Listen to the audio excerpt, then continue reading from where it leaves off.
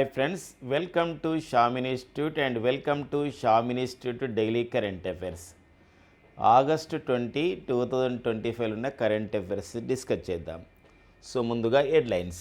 విపక్షాల ఉపరాష్ట్రపతి అభ్యర్థిగా జస్టిస్ బి సుదర్శన్ రెడ్డిని ఎంపిక చేయడం జరిగింది. అంటే ఇక్కడ ఏంటంటే 17వ ఉపరాష్ట్రపతి ఎన్నికలు నిర్వహిస్తున్న నేపథ్యం సెప్టెంబర్ 9, 2025. ఈ నేపథ్యంలో విపక్షాల ఉపరాష్ట్రపతి అభ్యర్థిగా మరొకసారి విపక్షాల ఉపరాష్ట్రపతి అభ్యర్థిగా justice B Sudarshan Reddy. So దానికి సంబంధించిన విశేషాలు చూద్దామండి.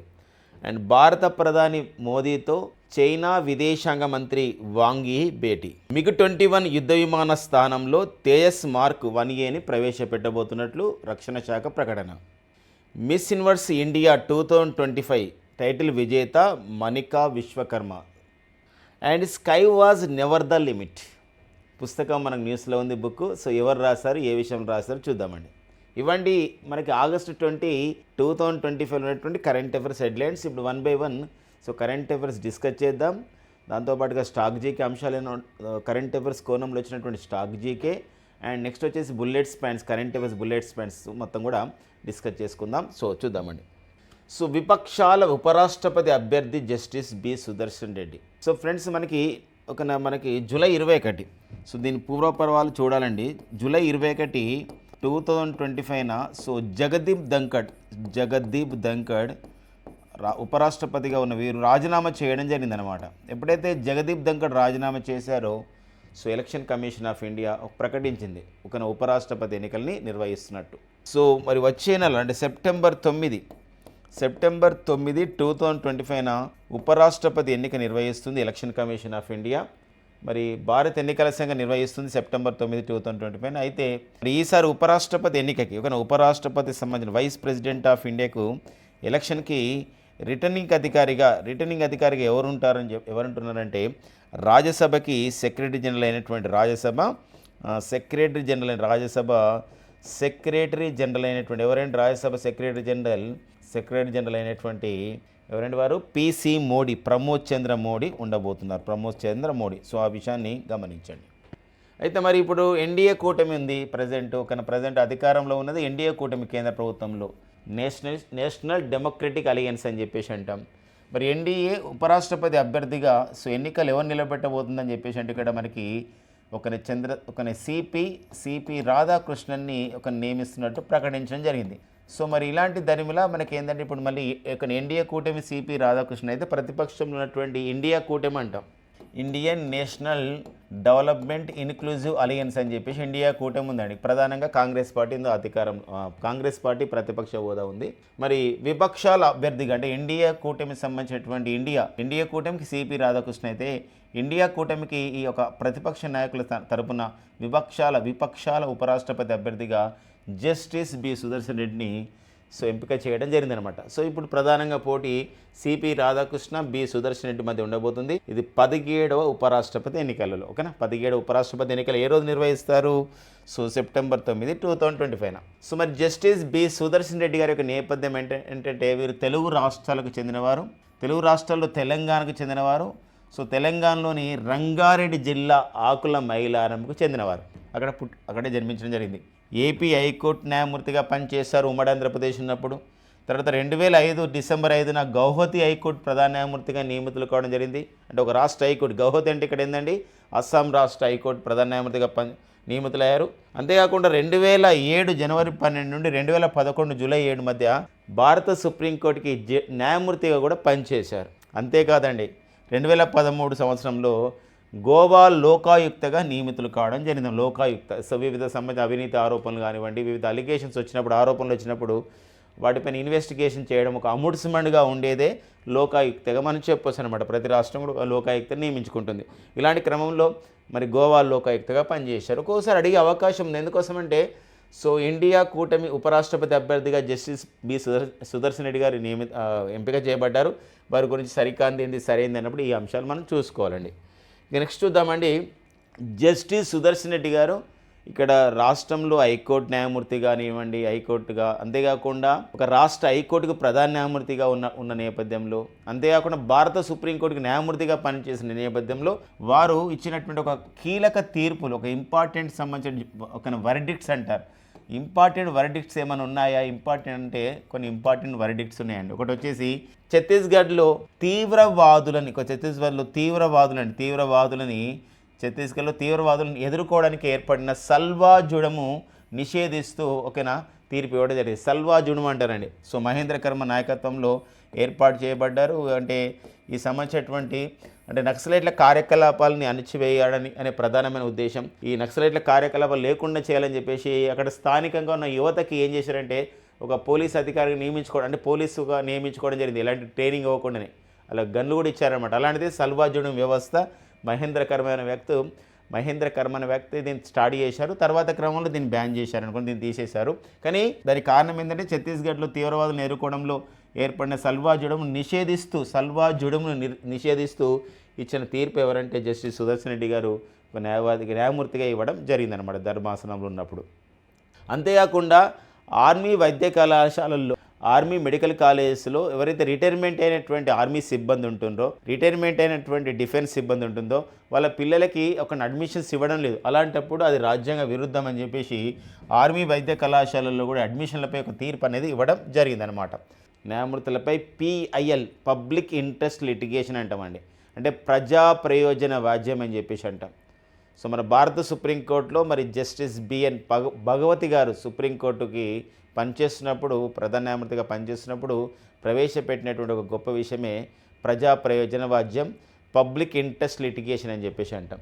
సో న్యాయమూర్తులపైన ఏదైనా ఆరోపణలు వచ్చినప్పుడు ఆరోపణలపైన కోర్టులలో ఏదైతే మనకు ఒక ప్రజా ప్రయోజన వాజ్యం వేస్తామో, పబ్లిక్ ఇంట్రెస్ట్ లిటిగేషన్ వస్తామో అలాంటి వాటిని అనుమతించకూడదు అని చెప్పేసి ఒక సంబంధించినటువంటి తీర్పు ఇవ్వడం జరిగింది సుదర్శన్ రెడ్డి గారు. అంతేకాకుండా అసైన్డ్ భూసేకరణపై, అంటే ఇక్కడ సంబంధించిన ప్రభుత్వమే ఏం చేస్తుందంటే కొందరికి అనగారిన వర్గాలకి ఒక ల్యాండ్ని కేటాయిస్తుంది వ్యవసాయ నేపథ్యంలో. అలాంటి అసైన్డ్ భూమిని భూసేకరణ చేస్తారు వివిధ సంబంధించినటువంటి నిర్మాణాల రీత్యా ప్రభుత్వం. అలాంటప్పుడు ఆ విషయంలో కూడా కీలకమైన తీర్పుని అనేది ఇవ్వడం జరిగిందనమాట.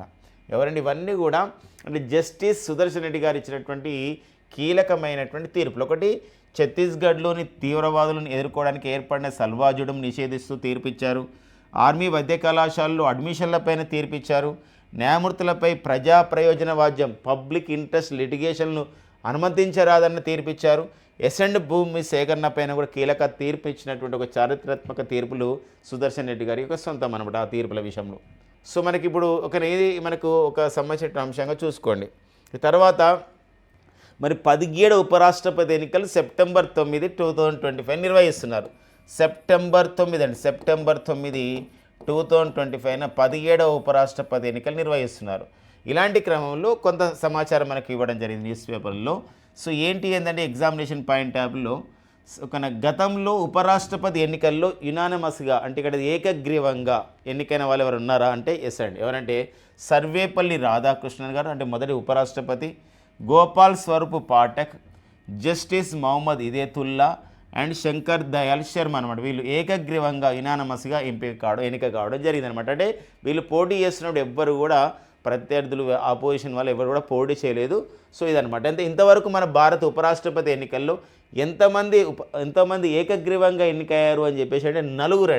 సో నలుగురు వచ్చేసి మనం డిస్కస్ చేసాం. సర్వేపల్లి రాధాకృష్ణన్, గోపాల స్వరూప్ పాఠక్, జస్టిస్ మహమ్మద్ ఇదేతుల్లా, శంకర్ దయాల్ శర్మ. 2017 సంవత్సరంలో సో వెంకయ్య నాయుడుపై గోపాలకృష్ణ గాంధీ గారు తమిళనాడుకు చెందిన వీరు పోటీ చేయడం జరిగింది. సో వెంకయ్య నాయుడు గారు మన తెలుగు వారు గెలవడం జరిగిందనమాట. 2022లో మన రీసెంట్గా రాజీనామా చేసిన ఉపరాష్ట్రపతి జగదీప్ ధన్ఖడ్పై 2022లో అప్పుడు ఉపరాష్ట్రపతిగా పోటీ పడుతున్నప్పుడు కర్ణాటకకు చెందినటువంటి మార్గరెట్ అల్వా కూడా పోటీ పడింది. సో కానీ జగదీప్ ధన్ఖడ్ గెలిచాడనమాట. అది అప్పుడు 2022లో జరిగినటువంటి ఉపరాష్ట్రపతి ఎన్నికలు. ఒక్కోసారి మనకు అడగడానికి ఉంటుందండి, ఒక కరెంట్ పాలిటీ అంశం తీసుకుంటే, ఒక వార్తల్లో వ్యక్తులను తీసుకుంటే ఏంటంటే భారత ఉపరాష్ట్రపతి ఎన్నికలు జరుగుతున్నాయి కాబట్టి ఈ క్రమంలో ఉపరాష్ట్రపతిగా ఏకగ్రీవంగా ఎంతమంది ఎన్నికయ్యారు, ఆ ఎన్నికైన వారిలో ఉన్నరెవరు లేనివరు. అంతేకాకుండా రీసెంట్గా ఉపరాష్ట్రపతి ఎన్నికలు అంటే ఇక్కడ ఎన్డీఏ ప్రభుత్వం వచ్చినాక, అధికారంలోకి వచ్చినాక 2014 తర్వాత ఇప్పుడు ఇది 3వసారి ఉపరాష్ట్రపతి ఎన్నికలు జరిగినట్టు అవుతుంది. ఎందుకు లాస్ట్ టైం 2017లో వెంకయ్య నాయుడు ఉపరాష్ట్రపతి ఎన్నిక కావడం, 2022లో జగదీప్ ధన్ఖడ్ ఒకరు ఉపరాష్ట్రపతి ఎన్నికయ్యాడు. ఇప్పుడు మళ్ళీ 2025 సెప్టెంబర్ 9 జరగబోయే సంబంధించినటువంటి ఉపరాష్ట్రపతి ఎన్నికలు అనేది మూడోసారి అవుతాయి అనమాట. అలాంటి క్రమంలో ఎవరెవరిపైన పోటీ పడ్డారు కూడా ఇంపార్టెంట్గా మనకు ఉంటుంది అనమాట. ఇప్పుడైతే మనకి పోటీ అనేది ఇద్దరి మధ్యలో ఉంది ఉపరాష్ట్రపతి ఎన్నికల్లో సెప్టెంబర్ 9, 2025. ఒకరు వచ్చేసి మనకి ఎవరండి వారు, మనకి ఒక సిపి రాధాకృష్ణన్ గారు, అండ్ నెక్స్ట్ వచ్చేసి మనకి ఎవరంటే సుదర్శన్ రెడ్డి గారు అనమాట. ఓకే, నెక్స్ట్ చూద్దామండి. ఇక నెక్స్ట్ వచ్చేసి మనకి భారత ప్రధానమంత్రితో మన భారత ప్రధానమంత్రితో వాంగ్ యీ భేటీ అండి. ఎవరి వాంగ్ యీ అంటే మనకి చైనా విదేశాంగ మంత్రి అండి, చైనా విదేశాంగ మంత్రి. సో చైనా ఫారిన్ మినిస్టర్ వాంగ్ యీ, సో వీరితో భేటీ కావడం జరిగిందనమాట. పర్టికులర్గా దేనిపైన, సో ఈ రీసెంట్గా వాంగ్ యీ మన సుబ్రహ్మణ్యం జయశంకర్ గారు కేంద్ర విదేశీ వ్యవహారాల శాఖ మంత్రి సుబ్రహ్మణ్యం జయశంకర్తో సమావేశం కావడం జరిగింది. సో అంతేకాకుండా సరిహద్దు పైన 24వ ప్రత్యేక ప్రతినిధుల స్థాయి చర్చలు 24th special representatives level conference అనేది జరిగిందనమాట, న్యూఢిల్లీలో జరిగింది. అంటే ఏ సరిహద్దు పైన, భారత్ మరియు చైనా సరిహద్దు పైన. మరి భారత్ చైనా సరిహద్దు పైన ఏమైనా వివాదాస్పద అంశాలు ఉంటే దాన్ని చర్చించుకోవాలని చెప్పేసి ప్రతి సంవత్సరం కూడా జరుగుతూ ఉంటాయి. ఇలాంటి క్రమంలో ఇది 24వ ప్రత్యేక ప్రతినిధుల స్థాయి చర్చలు న్యూఢిల్లీ నిర్వహించుకోవడం జరిగింది. ఇక్కడ ఇరు పక్షాల వారు అంటే భారత్ సంబంధించిన రిప్రజెంటేటివ్స్ ప్రతినిధులు, చైనా నుండి కూడా ప్రతినిధులు పాల్గొనడం జరిగింది. ఈ కార్యక్రమంలో భారత ప్రధాని నరేంద్ర మోడీతో పాటుగా ఈ సంబంధించిన కార్యక్రమంలో వాంగ్ యీ పర్యటనలో జయశంకర్ తాతో భేటీ కావడం జరిగింది. అజిత్ దోవల్ కూడా భేటీ జరిగింది. ఎవరండి జయశంకర్ గారంటే మన ఒక కేంద్ర విదేశాంగ మంత్రి. మరి అజిత్ దోవల్ ఎవరని చెప్పేసి అంటే నేషనల్ సెక్యూరిటీ అడ్వైజర్, ప్రజెంట్ మనకి జాతీయ భద్రతా సలహాదారు అండి. ప్రజెంట్ మన భారత జాతీయ భద్రతా సలహాదారు ఎవరు, నేషనల్ సెక్యూరిటీ అడ్వైజర్ ఎవరు అని చెప్పేసి అంటే అజిత్ దోవల్ అనే విషయం గమనించండి. నెక్స్ట్ వచ్చేసి మనకి అరుదైన ఖనిజాలు, ఎరువుల ఎగుమతులపైన చైనా అంగీకారం తెలిపింది.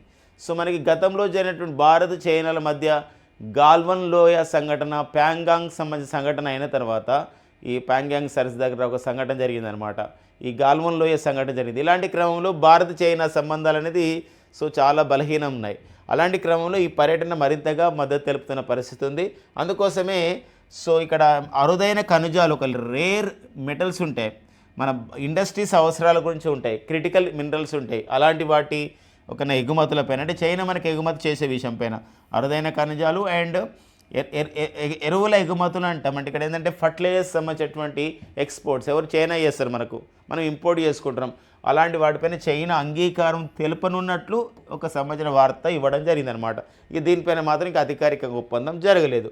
సో ఇదండి మనకి ఎందుకోసం అంటే సో ఒక ఇంపార్టెంట్గా చెప్పుకోవచ్చు ఈ సంబంధించిన సమాచారాన్ని. డొనాల్డ్ ట్రంప్ వివిధ దేశాలపైన సుంకాలు విధించడం, మన భారతదేశం పైన కూడా సుంకాలు విధించిన నేపథ్యంలో మనం చైనాకు ఇంపార్టెన్స్ ఇస్తున్నామా, చైనా సంబంధించినటువంటి చైనా ఇంపార్టెన్స్ ఇస్తున్న క్రమం కనబడుతుంది. చైనా కూడా మన భారత్ పట్ల అదే వైఖరి ఉందని చెప్పేసి విశ్లేషకులు భావిస్తున్నారు. ఈ క్రమంలోనే ఈ నెల చివరిలో మనకి షాంఘై కోఆపరేషన్ ఆర్గనైజేషన్ సదస్సు SCO సదస్సు మరి 2025 అండి. SCO సదస్సు 2025 ఎక్కడ నిర్వహించబోతున్నారంటే అది చైనాలో నిర్వహిస్తున్నారు. ఈ నెల చివరిలో ఈ సదస్సుకి భారత ప్రధానమంత్రి నరేంద్ర మోడీ గారు కూడా హాజరవుతున్నట్లు ప్రకటించడం జరిగిందనమాట. ఒకరండి కాబట్టి భారత ప్రధాని నరేంద్ర మోడీతో ఇటీవల వాంగ్ యీ భేటీ కావడం జరిగింది. ఇతను ఏ దేశ విదేశాంగ మంత్రి, అలాంటి క్వశ్చన్స్ పైన రావచ్చు. అలా కాకుండా ఎన్నోవ ప్రత్యేక ప్రతినిధుల సరిహద్దుపై చర్చలు జరిగినాయి ఈ యొక్క న్యూఢిల్లీలో ఆగస్టు 18, 19, 2025 అంటే 24th special representative level conferences అనేది డైలాగ్స్ అనేది జరిగినాయి న్యూఢిల్లీ అనే విషయం గమనించండి.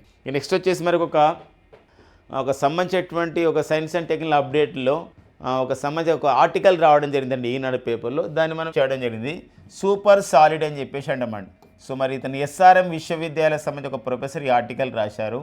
సూపర్ సాలిడ్ అని చెప్పేసి అంటాం. ఈ ఆర్టికల్కి కూడా అతను ఏంటంటే ఆర్టికల్ కూడా ఏంటంటే మాకు ఒక పత్రిక నుండి ఒక మ్యాగజైన్ నుండి తీసుకొచ్చారు. అది నేషనల్ రీసెర్చ్ కౌన్సిల్ అనే సంస్థ, ఒక సంబంధించినటువంటి సంస్థ అనమాట. నేషనల్ రీసెర్చ్ కౌన్సిల్ ఇది ఏంటంటే ఇటలీలో ఉన్నటువంటి సంస్థ.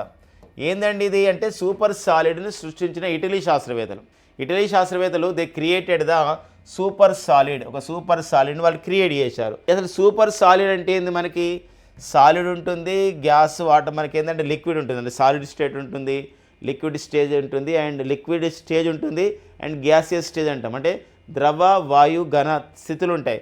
మరి ఈ సూపర్ సాలిడ్లో ఏంటంటే సో మనకి ఇక్కడ ఇది ఒక సూపర్, ఇది ఏంటంటే ఇక్కడ సూపర్ సాలిడ్ అనేది ఎలా ఉంటుందంటే ఇది ఇక్కడ చాలా అంటే ఎలా ఉంటుందంటే ఇక్కడ ఒక సంబంధించినటువంటి దీన్ని ఎలా పోల్చొచ్చు అంటే ఇక్కడ సూపర్ దీని యొక్క అబ్రివేషన్ దీని యొక్క సంబంధించినటువంటి అబ్రివేషన్ కాదు, దీనికి సంబంధించినటువంటి సూపర్ సాలిడ్ అంటే ఏంటంటే ఘన పదార్థాలు, ఈ ఘన పదార్థాలు అండ్ ద్రవ పదార్థాలకు సంబంధించిన నేపథ్యం తీసుకుంటే ఇది ఒక సంబంధించినటువంటి ఇక్కడ ఫ్లూయిడ్ లక్షణాలు కొన్ని ఉంటాయి అండ్ తక్కువ ఉంటాయి కొన్ని ఫ్లూయిడ్ లక్షణాలు ఉంటాయి.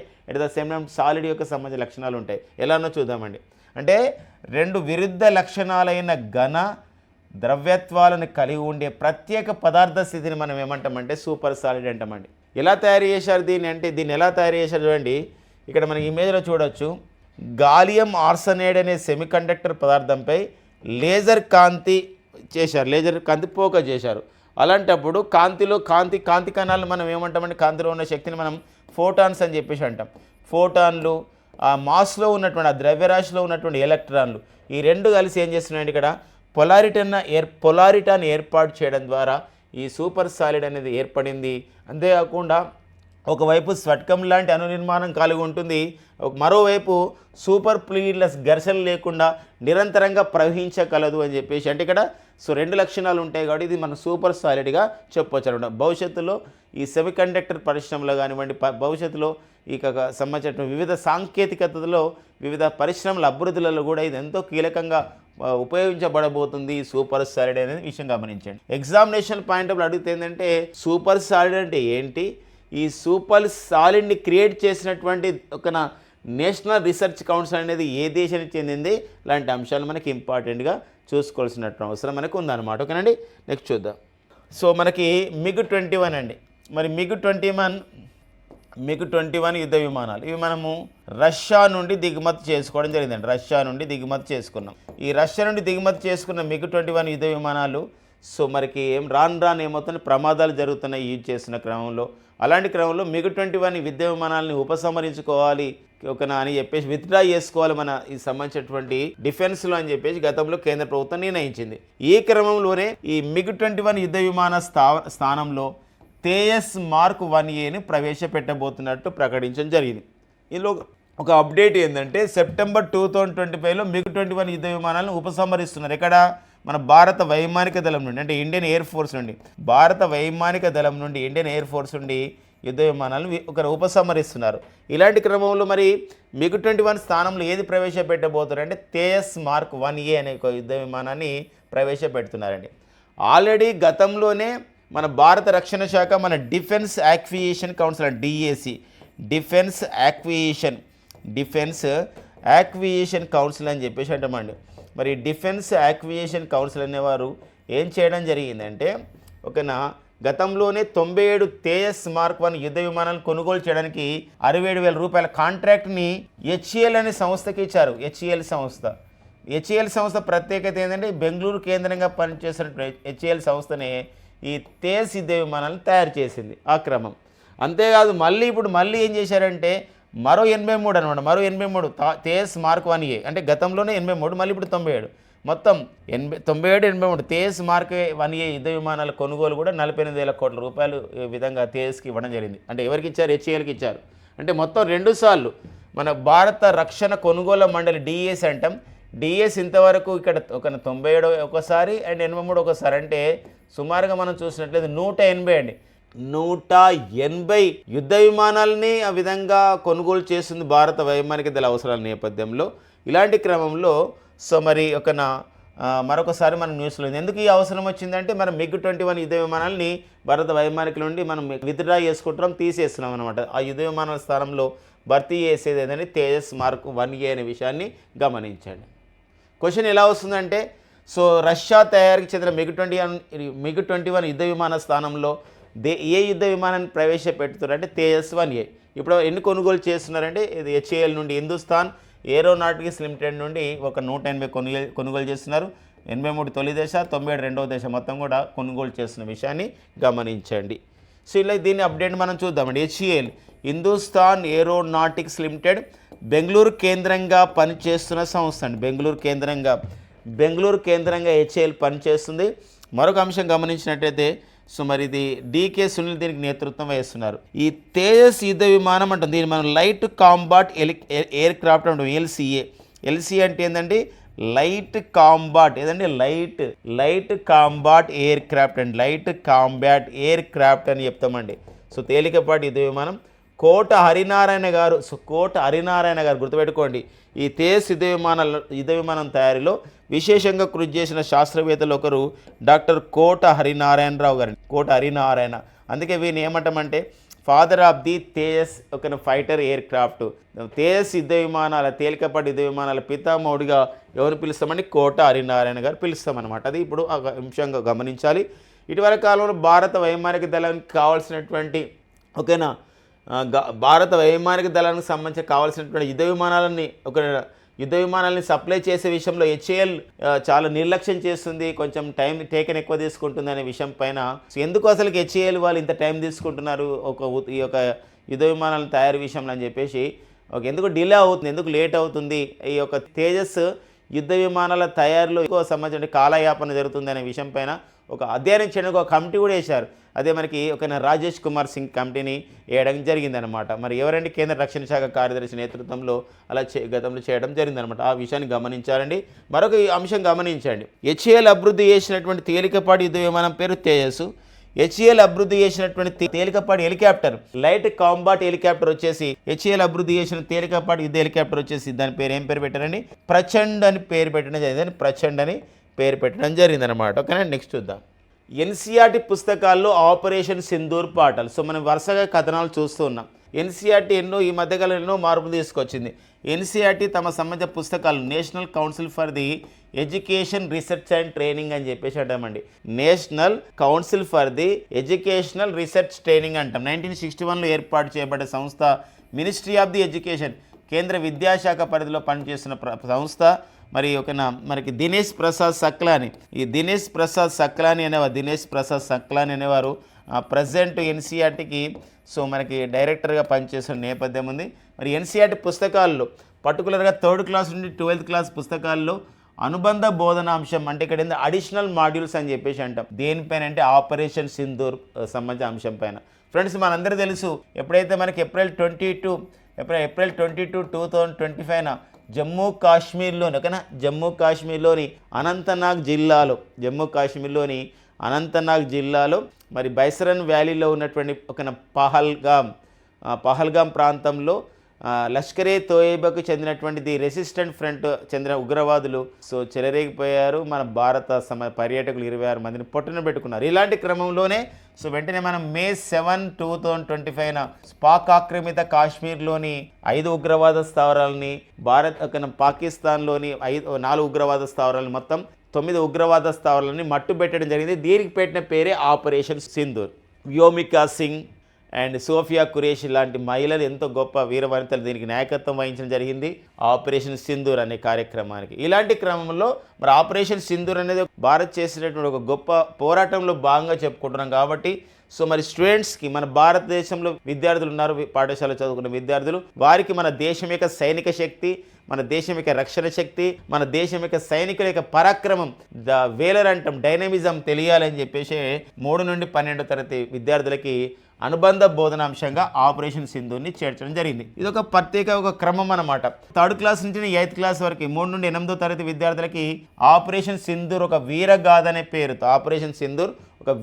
అనే పేరుతో ఒక సంబంధించిన బోధనాంశం చేరిస్తే అది 9 నుండి 12వ తరగతి విద్యార్థులకి ఆపరేషన్ సింధూర్ ఆత్మగౌరవం కోసం సాహసిక ఎదురుదాడి అనే పేరుతో వారికి సంబంధించినటువంటి ఒక అదనపు బోధనాంశంగా చేర్చడం జరిగింది అనమాట. ఈ పాయింట్ మనం గుర్తుపెట్టుకోవాల్సిన అవసరం చాలా ఉంటుందండి. ఒక ఇంపార్టెన్స్ మనకి ఇవ్వాల్సిన అవసరం ఉంది. మరి ఈ మినిస్ట్రీ ఆఫ్ ది ఎడ్యుకేషన్ అంటున్నాం, కేంద్ర విద్యాశాఖ అంటున్నాం కాబట్టి ప్రజెంట్ కేంద్ర విద్యాశాఖ మంత్రిగా ఎవరు పనిచేస్తున్నారు అని చెప్పేసి అనొచ్చు. ఎవరు పనిచేస్తున్నారు కేంద్ర విద్యాశాఖగా పనిచేస్తున్నవారు ఎవరు తెలుసా అండి? వారే ధర్మేంద్ర ప్రధాన్ అండి. ఎవరండి? ధర్మేంద్ర ప్రధాన్ కేంద్ర విద్యాశాఖ మంత్రిగా పనిచేస్తున్నారు అనమాట. నెక్స్ట్ చూద్దామండి. మనకి అత్యధిక ఎగుమతులు సాధించిన రాష్ట్రాల జాబితా అని చెప్పేసి కేంద్ర ప్రభుత్వం ఒక నివేదిక విడుదల చేయడం జరిగింది. ఇది ప్రధానంగా మనకు బిజినెస్ పేపర్లో, వివిధ న్యూస్ పేపర్లో ఇవ్వడం జరిగింది. ఒక కరెంట్ అఫైర్గా, ఒక కరెంట్ ఎకనమీగా, ఒక జాతీయ అంశాలు, ఒక కరెంట్ ఎకనమీగా మనం చూడొచ్చు. Exports by the various states in India, that is 24-25 financial year 2024-25 ఒక ఆర్థిక సంవత్సరానికి అత్యధిక ఎగుమతులు సాధించిన రాష్ట్రాల జాబితా ఏది? అందులో మనకి గుజరాత్, మహారాష్ట్ర, తమిళనాడు, కర్ణాటక సో మనకి మొదటి 5 స్థానాలు ఉన్నాయి. గుజరాత్ ఫస్ట్ కాగా, మహారాష్ట్ర 2, తమిళనాడు 3వ స్థానం, కర్ణాటక 4. నెక్స్ట్ వచ్చేసి మనం చూసినట్లయితే ఇక్కడ 5వ స్థానం ఉత్తరప్రదేశ్ ఉంటే, ఆంధ్రప్రదేశ్ 6వ స్థానం, తెలంగాణ 7వ స్థానం అండ్ పశ్చిమ బెంగాల్ ఒక 8వ స్థానం, ఒడిషా 9వ స్థానం, మధ్యప్రదేశ్ 10వ స్థానం నిలిచింది అనమాట. కాబట్టి ఇక్కడ అత్యధిక ఎగుమతులు సాధించిన రాష్ట్రాల జాబితా 2024-25లో కేంద్ర పరిశ్రమలు వాణిజ్య శాఖ ఇచ్చిన నివేదిక ప్రకారం సో మొదటి 3 స్థానాలు లేదా మొదటి 5 స్థానాల రాష్ట్రాలు, లేకపోతే ఆంధ్రప్రదేశ్, తెలంగాణలో ఏ స్థానంలో ఉన్నాయంటే ఆంధ్రప్రదేశ్ 6వ స్థానం, తెలంగాణ 7వ స్థానంలో ఉన్న విషయాన్ని గమనించండి. ఓకేనండి. నెక్స్ట్ చూద్దాం.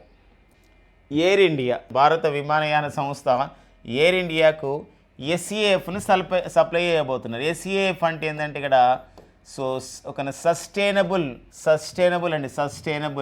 సో ఎయిర్ ఫ్యూయల్ అని చెప్పి, సస్టైనబుల్ ఎయిర్ ఫ్యూయల్ అని చెప్పేసి అంటే ఎయిర్ ఫ్యూయల్ అంటాం. అంటే ఇక్కడ ఏంటంటే సో మరి సుస్థిరమైనటువంటి పౌర విమానయాన ఇంధనం అంటాం. ఇది ఏంటంటే యాక్చువల్గా మనకి ఏదైతే మనము హోటళ్ళు, రెస్టారెంట్లో వాడినటువంటి వంట నూనె ఏదైతే ఉంటుందో ఆ వంట నూనె నుండి ఏం చేస్తున్నారంటే ఒక ఇంధనం తయారు చేస్తున్నారు. ఎందుకోసం అంటే ఆ ఇంధనం ఇప్పుడు ఆ వంట నూనెను ఒక 4-5 సార్లు వాడిన తర్వాత బయట డ్రాప్ చేస్తున్నారు, పారవస్తున్నారు. అలా కాకుండా దాన్ని సుస్థిరమైనటువంటి ఒక ఇంధనంగా మారుస్తున్నారు అనమాట టెక్నాలజీ ద్వారా.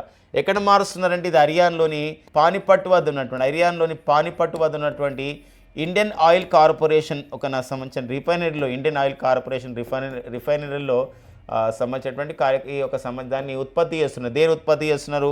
వాడినటువంటి వంట నూనె, వాడిన వంట నూనెలు, యూజ్డ్ ఒక కుకింగ్ సంబంధించినటువంటి ఆయిల్స్ అనమాట. ఈ వంట నూనెల నుండి సస్టైనబుల్ ఎయిర్ ఫ్యూయల్ని అభివృద్ధి చేస్తున్నారు. మరి ఇలాంటి క్రమంలో సో ఇక్కడ గమనించినట్లయితే మరి ఇండియన్ ఆయిల్ కార్పొరేషన్ వాళ్ళు అభివృద్ధి చేశారు. దీనికి అంతర్జాతీయ పరంగా ధృవీకరణ పత్రం కూడా మనకు వచ్చింది సర్టిఫికేషన్కి. ఇలాంటి క్రమంలో ఐఓసి ఏర్పాటు చేసినటువంటి ఈ యొక్క వాడిన వంట నూనెల ద్వారా సస్టైనబుల్ ఎయిర్ ఫ్యూయల్ని అభివృద్ధి చేసే క్రమంలో ఈ ఫ్యూయల్ మాకు అవసరం ఉంటుంది మా పౌర విమానయాన సంస్థలకు అని చెప్పేసి ఎయిర్ ఇండియా సంస్థ ముందుకొచ్చి ఎయిర్ ఇండియా సంస్థ ఇప్పుడు ఐఓసి నుండి ఈ యొక్క ఎస్ఈఎఫ్ను సస్టైనబుల్ ఎయిర్ ఫ్యూయల్ని కొనుగోలు చేయబోతుంది. ఈ విషయంలో ఇండియన్ ఆయిల్ కార్పొరేషన్ చైర్మన్ అయినటువంటి Arvind Singh Sahani, Air India CEO అయినటువంటి క్యాంబెల్ విల్సన్ మధ్య ఒక అవగాహన ఒప్పందం అనేది జరిగింది. ఈ క్రమంలో Air India CEO Campbell Wilson మాట్లాడుతూ 2050 నాటికి International Air Transport Association IATA అంటాం. ఏంటంటే ఇంటర్నేషనల్ ఎయిర్ ట్రాన్స్పోర్ట్ అసోసియేషన్ వాళ్ళు ఒక టార్గెట్ చేశారు. ఏంటంటే జీరో కార్బన్ ఎమిషన్స్ అంటే శూన్య కర్బన ఉద్గారాల స్థాయికి రావాలి, అంటే తక్కువ కర్బన ఉద్గారాలు ఉండాలి అనే క్రమం ఏదైతే ఉందో అదొక లక్ష్యంగా పెట్టుకున్నారు. కాబట్టి ఈ సస్టైనబుల్ ఎయిర్ ఫ్యూయల్ వాడితే మనకు అలాంటి జీరో కార్బన్ ఎమిషన్ మనం తొందరగా సాధిస్తామనే విషయంతోనే ఇలా మేము ఒప్పందం చేసుకున్నామని చెప్పడం జరిగిందనమాట. అసలు ఐఓసి అంటే ఏంది, లేదా ఎస్ఈఎఫ్ అంటే ఏంటి, ఈ సమస్య ప్రతి పాయింట్ కూడా ఎగ్జామినేషన్లో ఇంపార్టెంట్గా చూసుకోండి. సో నెక్స్ట్ వచ్చేసి మనకి మరో ఉపగ్రహం అండి. సో మనకి ఇది బయాన్ ఎం అంటే మాడిఫైడ్ నెంబర్ 2 అంటారండి. నెంబర్ 2 అని ఎందుకనంటామంటే నెంబర్ 1 అయిపోయింది కాబట్టి. నెంబర్ 1 ఎప్పుడైంది? బయాన్ ఎం నెంబర్ 1. ఇది ఈ సంవత్సరం ఉపగ్రహ ప్రయోగం ఎప్పుడు అయిందంటే 2013లో రష్యా దీన్ని విజయవంతంగా చేసింది. దీని యొక్క ఉద్దేశం ఏంటంటే స్పేస్ మెడిసిన్ అంటే అర్థం ఏంటంటే సో ఈ యొక్క సంబంధించినటువంటి అంతరిక్షంలో మనం ఏంటంటే ఒక సంబంధించి ఆరోగ్య విప్లవంలో భాగంగా అంతరిక్షంలో ఈ ఒక సంబంధించినటువంటి మెడిసిన్స్ ఎలా పనిచేస్తున్నాయి, ఆ అంతరిక్షంలో చేసినటువంటి మెడిసిన్ ప్రయోగాలు మానవాళికి ఎలా ఉపయోగపడతాయి, ఈ క్రమంలోనే ఇప్పుడు ఆ బయోన్ ఎం నెంబర్ 1 ఉపగ్రహాన్ని 2013లో రష్యా చేస్తే దీనికి కొనసాగింపుగా సో మరి ఈ బయో శాటిలైట్ అని చెప్పేసి అంటే ఈ యొక్క శాటిలైట్స్ని ఎందుకని బయో శాటిలైట్స్ అంటామంటే దీనిలో జీవం ఉంటుంది. అంటే శాటిలైట్ జీవం కాదు, శాటిలైట్లో ఉన్నటువంటి జంతువులు విత్తనాలు ఉంటున్నాయి. ఇలాంటి క్రమంలో ఈరోజు అనగా ఆగస్టు 20 సో ఈరోజు రాత్రికి అనమాట ఆగస్టు 20, 2025న సో మరి అంతరిక్షంలోకి రష్యా జీవ ఉపగ్రహం వెళ్ళబోతుంది బయో శాటిలైట్. దాని పేరు బయోన్ ఎం నెంబర్ 2. ఎం అంటే ఇక్కడ ఏంటంటే మాడిఫైడ్ చేసారు అనమాట, గతంతో పోలిసి మాడిఫై చేసారు కాబట్టి సో ఎం నెంబర్ 2 అని చెప్పేసి అంటాం. సో ఇలాంటి క్రమంలో మరి దీనికి నో యాజ్ ఆర్క్ అని చెప్పేసి రష్యా భాషలో మనం పిలుస్తాం. సో మరి ఇందులో ప్రత్యేకత ఏంటంటే ఒక జంతువులపైన, ఈగలపైన, లేకపోతే సూక్ష్మజీవులపైన మైక్రోగ్రావిటీ, సూక్ష్మ గురుత్వాకర్షణ ప్రభావం ఏంటి, రేడియేషన్ల ప్రభావం ఏంటి అని చెప్పడం జరుగుతుంది అనమాట. ఈ క్రమంలో 75 ఎలుకలు, 1000కి పైగా ఈగలు, సెల్ కల్చర్స్ అంటే సెల్ కల్చర్ అంటే కణాలకు సంబంధించినటువంటి వర్ధనం చేయడం, సూక్ష్మజీవులు, మైక్రో ఆర్గానిజమ్స్ విత్తనాలని అంతరిక్షంలో తీసుకెళ్ళి ఇది భూమిపైన ఒక కక్షలో నిర్ధారిత కక్ష, ఒక నిర్దేశిత కక్షలోకి ఒక 30 రోజుల పాటు భ్రమణం చేస్తుంది, తిరుగుతూ ఈ ఒక సంబంధించిన ప్రయోగాలు చేస్తుంది అనమాట. ఈ సంబంధించిన విషయంలో ఇది ఎంత 75 ఎలుకల్ని, 1000కి పైగా ఈగల్ని తీసుకెళ్తాం. ఈగలు కూడా మనకు ఒకటి ఫ్రూట్ ఫ్లై అని చెప్పేసి అంటాం. ఈ ఫ్రూట్ ఫ్లై అని చెప్పి ఒక ఈగల్ని తీసుకెళ్తున్న నేపథ్యం అనమాట. సో ఇది ఒక ఏమేమి తీసుకెళ్తున్నారు ఏంటంటే మనకి ఇంపార్టెంట్. దీనిపైన దేనిపైన స్టడీ చేయబోతున్నారంటే సూక్ష్మ గురుత్వాకర్షణ శక్తి పైన, వాటిపైన ఎలా ప్రభావం ఉంటుంది, జీవులపైన రేడియేషన్ ప్రభావం ఎలా ఉంటుందని అధ్యయనం చేయడం జరుగుతుందన్నమాట. ఇక నెక్స్ట్ వచ్చేసి మనకి రాజస్థాన్లో మిస్ యూనివర్స్ ఇండియా 2025 పోటీలు నిర్వహించారు, అందాల పోటీలు. మరి ఇందులో మనం చూసినట్లయితే ఒకనా భారతదేశం చెందినటువంటి ఇండియా వాళ్ళే ఇక్కడ మిస్ యూనివర్స్ పోటీల్లో పాల్గొంటారు. మిస్ యూనివర్స్ ఇండియా పోటీల్లో మానికా విశ్వకర్మ, సో వీరు టైటిల్ సాధించడం జరిగింది, మానికా విశ్వకర్మ. అయితే మరి ఈ క్రమంలో మనం చూసినట్లయితే ఎందుకు ఈ పోటీలు నిర్వహించారంటే త్వరలోనే మనకి మిస్ యూనివర్స్ పోటీలు 74వ మిస్ యూనివర్స్ పోటీలు థాయిలాండ్లో నిర్వహించబోతున్నారు. ఈ క్రమంలోనే వీరు మన భారతదేశం తరపున మానికా విశ్వకర్మ థాయిలాండ్లో జరగబోయే మిస్ యూనివర్స్ పోటీల్లో పాల్గొనబోతున్నారు అనమాట. ఇదొకటి ఫ్రెండ్స్ గమనించండి. మిస్ యూనివర్స్ ఉంటుంది, మిస్ వరల్డ్ ఉంటుంది. ఈ మధ్యకాలంలో మనం 72వ మిస్ వరల్డ్ పోటీలు ఒక జరూర్ ఆనా అనే పేరుతో ఒక ఇతివృత్తంతో 72వ మిస్ వరల్డ్ పోటీలు 2025 మనకు హైదరాబాద్, తెలంగాణ మన భారతదేశం మూడోసారి ఇట్లా ఆతిథ్యం ఇచ్చింది. అందులో ఈసారి మూడోసారి మనం చూసినట్లయితే అంటే 1996 ఒకసారి, 2024 ఒకసారి, 2025 మొత్తం 3 సార్లు మిస్ వరల్డ్ పోటీలు మన దేశంలో జరిగితే ఈసారి హైదరాబాద్లో జరిగినాయి. ఈసారి 72వ మిస్ వరల్డ్ పోటీల యొక్క టైటిల్ విజేత ఎవరు తెలుసండి? ఒపల్ సుజాత చాంగ్రీ అని చెప్పేసి ఉందండి. ఒపల్ సుజాత చాంగ్రీ అని చెప్పేసి అంటాం. సో వీరు ఎవరంటే వీరు ఒక థాయిలాండ్ దేశం చెందిన వీరు ఫస్ట్ టైం అనమాట, చిన్న వయసులోనే ఫస్ట్ టైం ఈమె మిస్ వరల్డ్ టైటిల్ సాధించింది. ఈసారి మిస్ యూనివర్స్ పోటీలు కూడా ఎక్కడ నిర్వహిస్తున్నారు? థాయిలాండ్ నిర్వహిస్తున్నారు. ఈ నేపథ్యాన్ని చూసుకోవాలి. దాంతోపాటుగా మరొక విషయం ఉందండి, ఏంటంటే ఇంతవరకు మన భారతదేశంలో ఎంతమంది మిస్ యూనివర్స్ టైటిల్ సాధించారు అంటే సుష్మితా సేన్ ఫస్ట్ అండి మిస్ యూనివర్స్ టైటిల్ సాధించింది. లారా దత్ రెండవ women and third women who won the Miss Universe title అంటే అన్నా సంధు అండి. ఏదండి? అన్నా సంధ్. ముగ్గురు మిస్ యూనివర్స్ టైటిల్ సాధించారు. అలా కాకుండా మిస్ వరల్డ్ టైటిల్ ఎవరు సాధించారు మరి ఫస్ట్ టైం అని చెప్పేసి అంటే సో మనకి రీటా ఫారియా, ఐశ్వర్య రాయ్. సో ఐశ్వర్య రాయ్ కూడా ఒక టైటిల్ సాధించి, డయానా హెడెన్, యుక్తా ముఖి, సో మరి ప్రియాంక చోప్రా, సో మనకి మనూషి చిల్లర్. సో ఇలా మనకి మిస్ వరల్డ్ టైటిల్ సాధించిన భారతీయ మహిళల్లో ఉన్నారన్నమాట. మొదటి మహిళ అంటే మాత్రం రీటా ఫారియా అనే విషయాన్ని గమనించండి. మరి మిస్ ఇండియా ప్రజెంట్ ఎవరున్నారు? మన 72వ మిస్ వరల్డ్ పోటీల్లో పాల్గొన్న మన భారత మిస్ ఇండియా అంటే ఎవరండి? నందిని గుప్తా. సో అది మనం రెగ్యులర్ క్లాస్లో డిస్కస్ చేసుకోవడం జరిగింది. Sky was the never the limit అంటే స్కై వాజ్ ద అంటే ఆకాశం మాత్రమే హద్దేం లేదు, ఆకాశాన్ని దాటి కూడా మేము వెళ్ళాము అని చెప్పేసి ఒక సంబంధించిన విషయం అనమాట. So the story of the Shubhan Shukla. ఇది ఏంటంటే sky was never the limit. పుస్తకం పేరు చూడండి, sky was the never the limit, the story of the Shubhanshu Shukla. అంటే ఇక్కడ మనకి ఆకాశమే అద్దుగా, ఆకాశం దాటి కూడా మేము పరిశోధన చేస్తాము, స్పేస్లోకైనా వెళ్తామని చెప్పేసి శుభాన్ శుక్ల పైన ఒక పుస్తకం రాశారు. ఆర్ నారాయణ, ఒక డాక్యుమెంటరీ ఫిల్మ్ మేకర్ అయినటువంటి ఇతను ఈ పుస్తకం రాశారు. ఇది రూపా పబ్లికేషన్స్ వాళ్ళు దీన్ని విడుదల చేయడం జరిగింది. పుస్తక రచయిత, పబ్లికేషన్స్ గుర్తుపెట్టుకోవాలి, రూపా పబ్లికేషన్స్ అండి. ఓకేనండి. సో అబౌట్ శుభాన్ శుక్లా గురించి మనం ఎన్నోసార్లు చెప్పుకోవడం జరిగింది. మన భారత మానవ సైత యాత్ర గగనయాన్ కార్యక్రమంలో సో మరి శిక్షణ తీసుకుంటున్నట్టు ఒక అంతరిక్ష నావికుడిగా శిక్షణ తీసుకుంటున్నటువంటి వ్యక్తే సో ఒక భారత వైమానిక దళానికి చెందినటువంటి ఒక ఆఫీసరే శుభాన్ శుక్లతో పాటు ప్రతాప్ బాలకృష్ణన్ నాయర్, అంగద్ ప్రతాప్, అజిత్ కృష్ణ కూడా వెళ్తున్నారు. అవి కూడా డిస్కస్ చేశాం. శుభాన్ శుక్ల అనేది రీసెంట్గా యాక్సియం 4 మిషన్ ద్వారా అంతరిక్షంలోకి వెళ్ళి రావడం జరిగిందని కూడా మనం లాస్ట్ క్లాస్లో డిస్కస్ చేసుకోవడం జరిగిందనమాట. ఓకేనా. నెక్స్ట్ చూద్దామండి. జాతీయ క్రీడా పాలన బిల్లుకు రాష్ట్రపతి ఆమోదం ముద్ర తెలియడం జరిగింది. ఎందుకోసం చూడండి, ఆగస్టు 11న లోకసభ ఆమోద ముద్ర వేసింది ఈ జాతీయ క్రీడా పాలన బిల్లుకి. భారత్ ఖేలో నీతి అని చెప్పేసి అంటాం, లేకపోతే నేషనల్ స్పోర్ట్స్ గవర్నెన్స్ బిల్ అని చెప్పేసి అంటున్నాం. అంతేకాకుండా ఆగస్టు 11న లోకసభ ఆమోదం తెలిపితే ఆగస్టు 11/12/2025న సో రాజ్యసభ ఆమోద ముద్ర తెలియడం జరిగిందనమాట. ఈ యొక్క జాతీయ క్రీడా పాలన బిల్లుకు కొన్ని సవరణలు కూడా ప్రతిపాదిస్తే అవి కూడా ఓకే చేశారు. అంటే సవరణ అంటే గతంలో ఏదైతే క్రీడా బిల్ని యాస్టీజ్గా చేస్తున్నప్పుడు కొన్ని సంబంధించినటువంటి ఏంటంటే కొన్ని వాటిని తీసేసారు, కొన్ని యాడ్ చేశారు. అందులో పర్టికులర్గా చూసినట్లయితే సమాచార హక్కు చట్ట పరిధి అంటే బీసీసీఐ అంటే భారతదేశంలో ఉన్నటువంటి క్రీడా సమాఖ్యలన్నీ కూడా భారత క్రికెట్ నియంత్రణ మండలితో సహా అన్ని క్రీడా సమాఖ్యలు ఒకే గొడుగు కిందకి వస్తాయి. నేషనల్ స్పోర్ట్స్ బోర్డుని ఏర్పాటు చేస్తారు. ఈ జాతీయ క్రీడా పాలన బిల్లు ద్వారా అన్ని క్రీడా సమాఖ్యలు ఒకటే బోర్డు కిందకి వచ్చే విధంగా నేషనల్ స్పోర్ట్స్ బిల్ని ఏర్పాటు చేస్తారు. నేషనల్ స్పోర్ట్స్ ట్రిబ్యునల్స్ని ఏర్పాటు చేస్తారు ఏమైనా వివాదాలు ఉంటే. ఇలాంటి నేపథ్యంలో మరి ఒక ప్రభుత్వ నిధుల సహకారంపై ఆధారపడే క్రీడా సంస్థలకు మాత్రమే ఆర్టీఐ అండి. ఆర్టీఐ ఎవరికి వర్తిస్తుంది? ప్రభుత్వ నిధుల సహకారంపై ఆధారపడే వాటికి మాత్రమే వర్తిస్తుంది.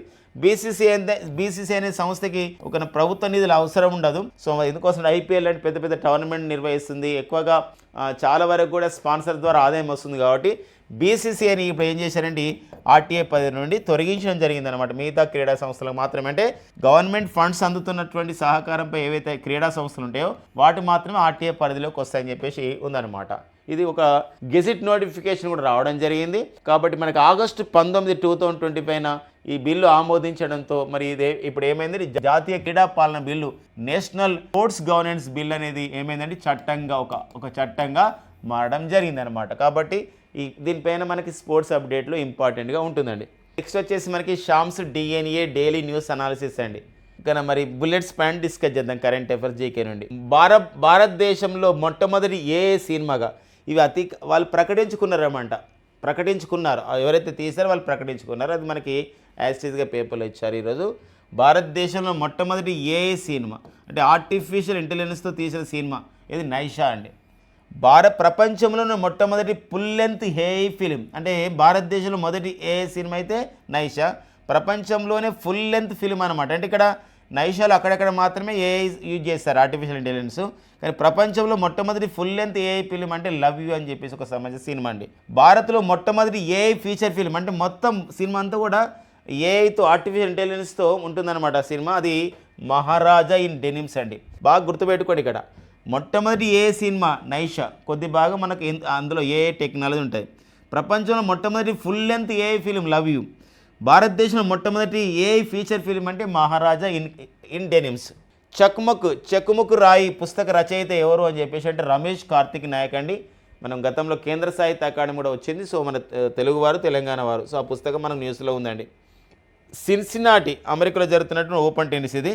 మరి సిన్సినాటి ఓపెన్ టెన్నిస్ 2025 మహిళల సింగిల్స్ విజేత ఒక ఇగా స్వైటిక్ కాగా, అదే మరి పురుషుల సింగిల్స్ విజేతగా ఎవరున్నారంటే సో ఎవరండి వారు ఒక కార్లోస్ అల్కరాజ్ నిలవడం జరిగిందనమాట. వరల్డ్ హ్యుమానిటీ ఏ రోజు నిర్వహిస్తారని చెప్పేసి అంటే ఆగస్టు 19న సో మనం ఎలా నిర్వహిస్తామండి, వరల్డ్ హ్యుమానిటేరియన్ డేని నిర్వహిస్తారనమాట. ఓకేనండి, ప్రపంచ మానవతా దినోత్సవం. ఫ్రెండ్స్ ఇవ్వండి మనకి ఆగస్టు 20, 2020 ఉన్న కరెంట్ అఫైర్స్ అండి. August 20, 2020 current affairs. Thank you friends and all the best.